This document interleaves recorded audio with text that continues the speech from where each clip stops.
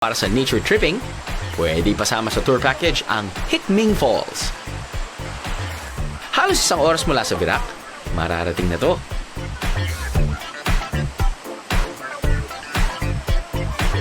Punta po sa falls, halimbawa po dito sa kinakatayan natin, yung nasa unang falls, mga 15 minutes lang po. Medyo trekking lang, pero pagdating doon, bawi naman. Pagpapunta lang po medyo mahirap kasi medyo may mga paahon, pero pagpabalik madali na. May taas na 25 feet at 2 tiers ang Hickming Falls, habang 10 to 30 feet naman ang lalim ng tubig.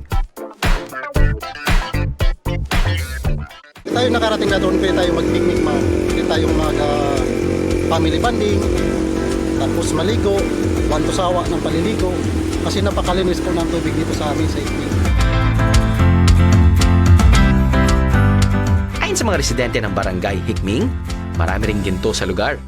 Maraming ginto, pero hindi namin pinapayagang kunin kasi masisira yung kapal dito. Ay, ang aking cameraman na si Ray. Hahanapin yata ang ginto sa falls.